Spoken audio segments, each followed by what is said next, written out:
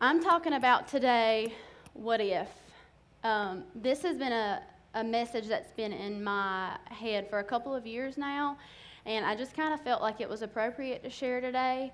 I was sitting here one Sunday morning at the end of July, and it just kind of hit me, and I was like, man, this is 20 years in November. Actually, yesterday, November 4th, was our first Sunday, so I don't think it's a coincidence that today's November 5th and it's our celebration today.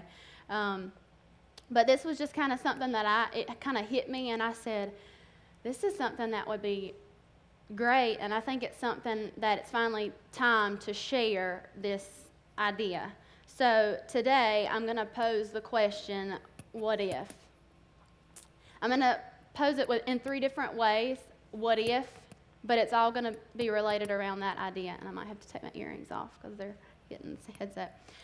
So my first question is, what if we, Multitudes Church, was the only church on this planet right now, or in this community, if the planet's too big of an idea? What if we were the only church in this community right now?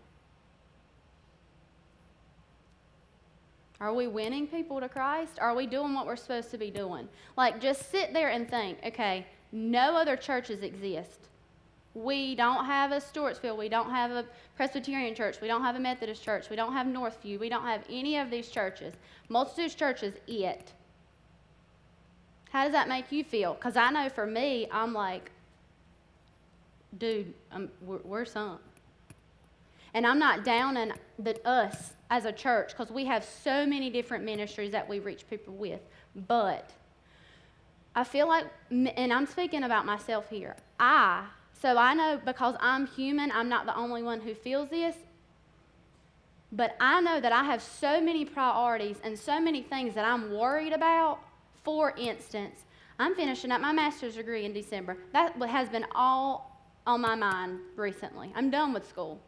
If I can just get done with school, then I can do this. If I can just do this, but reality check, that's not how it works. And I know everybody knows that. Once you get through something, you're going to go through something else. When I went to Liberty for my bachelor's and I was there residentially, this is the only message I ever remember. The youth pastor, I worked in their youth ministry, and he said, you are either about to go up a mountain, you're on the mountain, or you're coming off one. You're about to go into something, you're going through it, or you're coming out of it. And if you're coming out of it, you're about to go right back into something.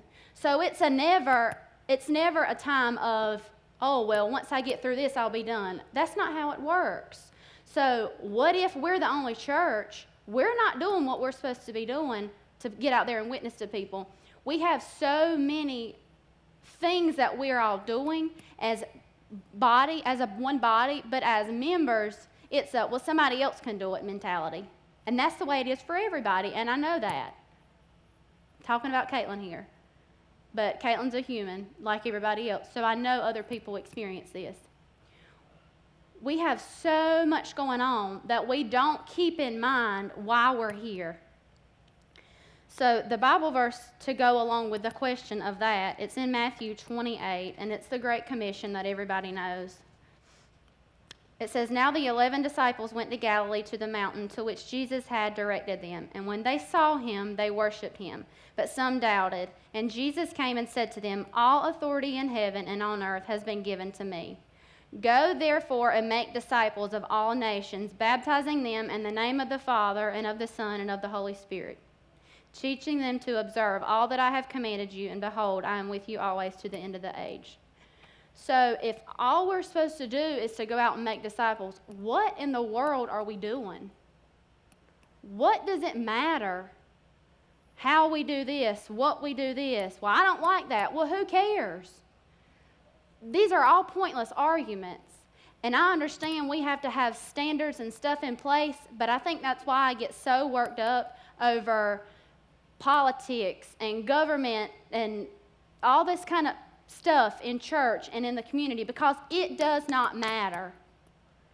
My theology goes out the window. Who cares what I believe compared to what they believe at another church? If I know that my purpose here is to serve God and to win people to Him, who cares if I believe, well, the gifts of the Spirit they don't matter anymore. I understand that, and it's important to have your beliefs, but we get so caught up in all the aspects of religion that we totally miss Jesus. So what if we were the only church? Okay, let's take a little bit smaller. What if you were the only Christian? Whoa. And then I'm like, we're done. If I was the only Christian right now in this community, I'll be honest with you, you'd all be done for, because I'm not doing what I'm supposed to be doing to reach people. And that's the problem.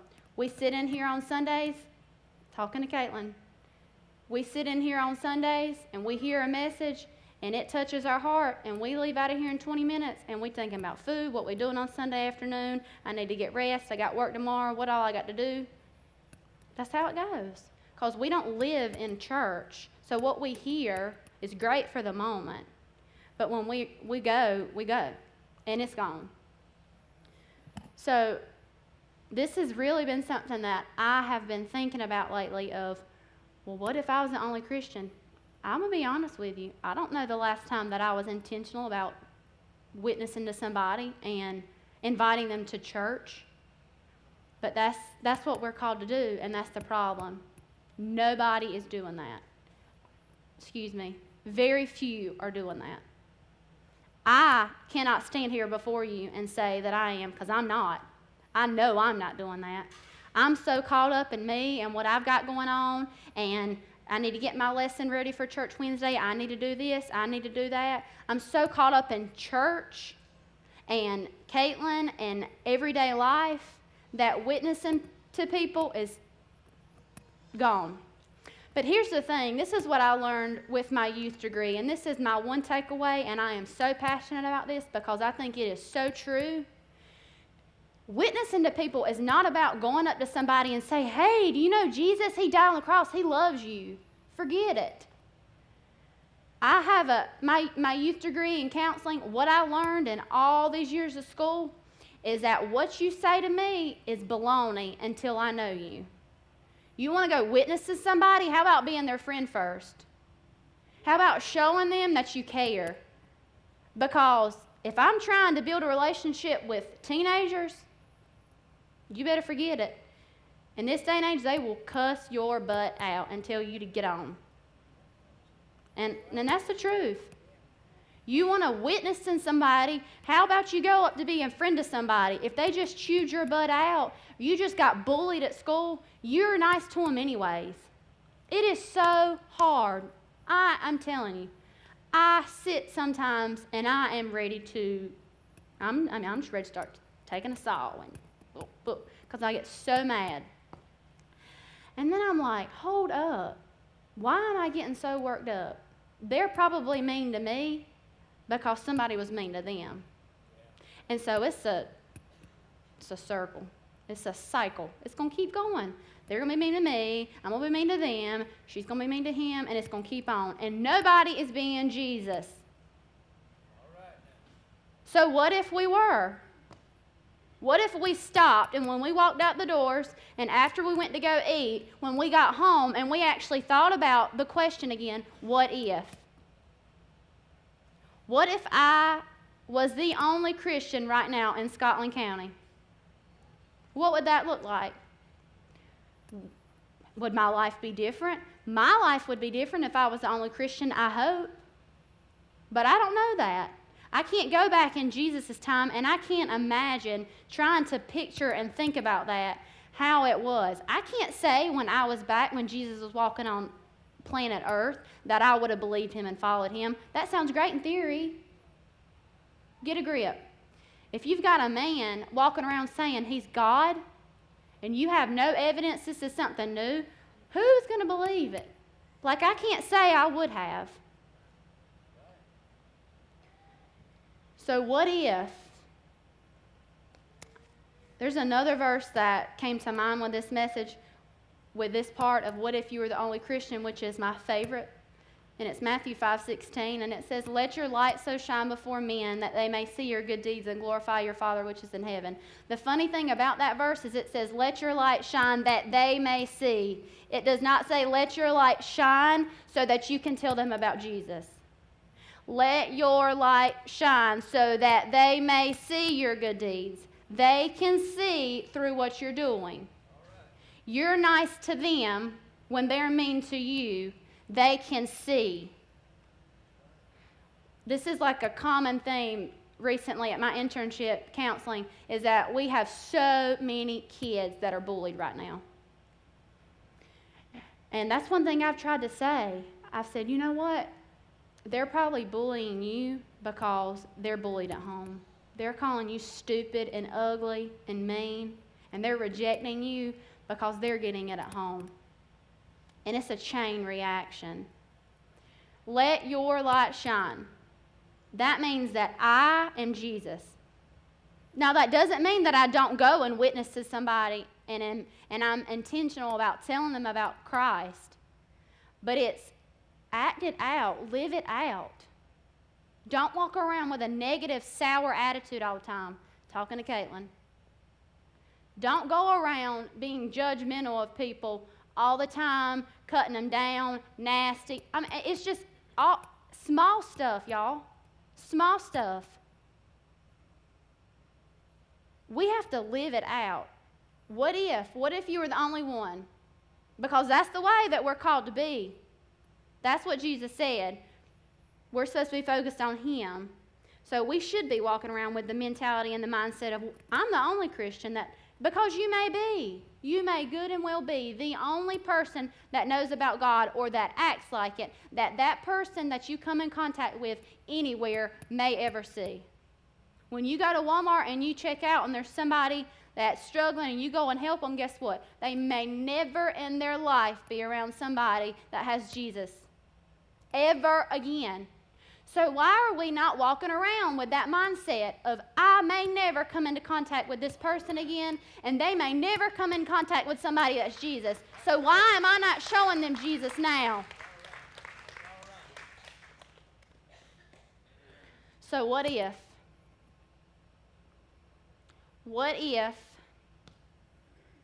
he didn't listen to God and follow the vision that God laid in his life? We wouldn't be here today. What if? What if because he was rejected and he was laughed at on countless occasions? What if? What would have happened? We wouldn't be here. I wouldn't know most of y'all in here. Relationship wouldn't have been established. Some marriages and families would have been destroyed. There's inmates that wouldn't have known that people still care when they're incarcerated. And that doesn't make them less of a person just because they've made a mistake. Like we all haven't made mistakes. Get real. Theirs may be more serious, but come on. You don't think that they deserve grace? Don't tell me you won't walk out of this door today and do something sinful, because God says you will. We all do. It's human nature. But just because they've made mistakes doesn't make them any less than I am because I'm standing here today. So, what if he wouldn't have followed through? People wouldn't know. Inmates wouldn't know. There are hundreds or thousands of youth that wouldn't know about love or have seen it through kids' church, through youth, through gym ministry, through camp, through after school, through daycare. I mean, we can list things. Street ministry wouldn't exist. So many things would not be here today if he wouldn't have followed through on his what if. So it's possible to see.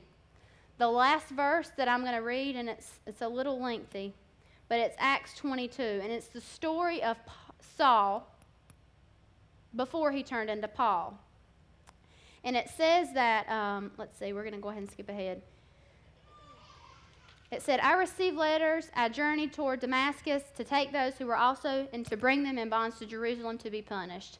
As I was on my way and drew near to Damascus, about noon, a great light from heaven suddenly shone around me. And I fell to the ground and heard a voice saying to me, Saul, Saul, why are you persecuting me? And I answered, Who are you, Lord? And he said to me, I am Jesus of Nazareth, whom you are persecuting. Now those who were with me saw the light, but did not understand the voice of the one who was speaking to me. And I said, What shall I do, Lord? And the Lord said to me, Rise and go into Damascus, and there you will be told all that is appointed for you to do. And since I could not see because of the brightness of the light, I was led by the hand of those who were with me and came into Damascus. And one Ananias, a devout man according to the law, well spoken of all by the Jews who lived there, came to me and standing by me said to me, Brother Saul, receive your sight. And at that very hour I received my sight and saw him. And he said, The God of our fathers appointed you to know his will, to see the righteous one and to hear a voice from his mouth. For you will be a witness for him to everyone of what you have seen and heard. And now why do you wait? Rise and be baptized and wash away your sins, calling on his name. For you will be a witness for him to everyone of what you have seen and heard. For you will be a witness. This man was, he was straight up evil incarnated. He hated Jesus. Hated anything to do with Christ. And yet God changed him to the point of changing his name and called him to do it. So what if? What if we do it? If God can do it with a man like that, why can't he do it with a woman like me? And he can. He can do it with any of us. So what if? What if we were the only church? What if you were the only Christian? What if you were the only Christian who was around somebody at work tomorrow or at school? What if you were the only way that they could get to God, to heaven? What if? I recently became a book consultant online. I just love books so much, I figured I'd be a book consultant. And I don't think that it's a coincidence because, as my parents have said, they don't believe in coincidences. It's always Jesus. So, my box came in of all my books on Thursday, or I think it was Friday. They came in at work, and I got them from Tyler, and I just opened them all up. And I opened up my box, and I had 20 or 30 some odd books. And I had this book, and I almost fell out. It's called Jonathan James and the What If Monster. So I thought it would be very appropriate to end with this book today. So I'm going to tell y'all a story. Jonathan James and the What If Monster.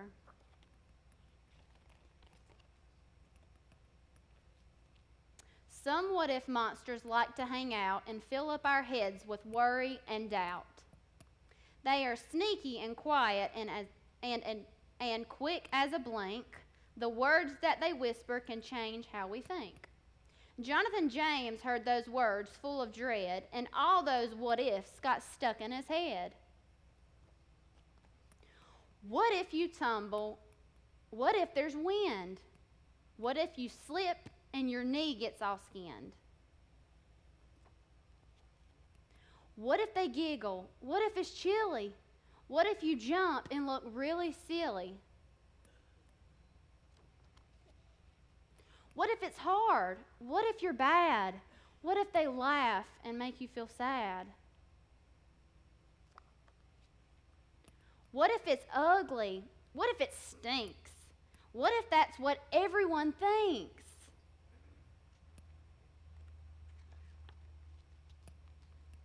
What if it's yucky? What if it's icky? What if mom yells because you're too picky? What if it's dark? What if it's scary? What if there's something giant and hairy? What if you lose? What if you're last? What if you're slow and never get fast? What if she laughs? What if she runs? What if she thinks you're not any fun?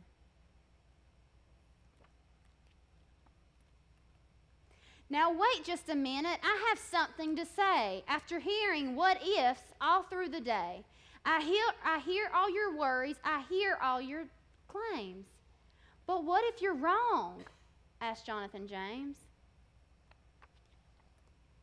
What if I climb to the top of that tree and I never slip or skin up a knee? And what if I jump right into that pool and everyone thinks I look really cool? And what if baseball is nothing but fun and I end up hitting a triple home run?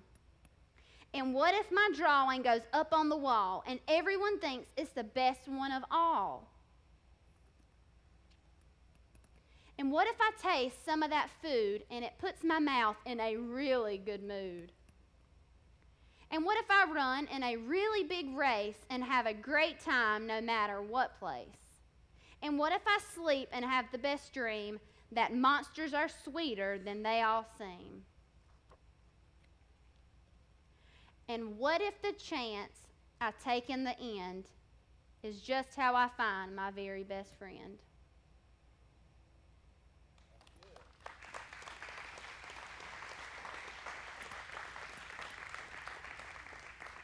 So what if? What if we lived our life like that? Not worried about what if it goes wrong, what if it's bad, but what if it's good? What if God's waiting on you to do something like this? He's just waiting on you to say, hey, God, I'm ready. I'm going to be Jesus. No matter if they spit in my face like they did to Jesus. No matter if they cut me down, cuss me out, drag my name through the dirt. I got it. I got you. I'm going to live my life like I'm the only Christian on this planet right now, in this state, in Scotland County. I got it, God. You can depend on me. We've got one more video, and we've got one song at the end before we dismiss for the meal. And for the song, it's kind of going to be the what if. It's going to depict and play out what if before it all happened. We're going to go from start to future.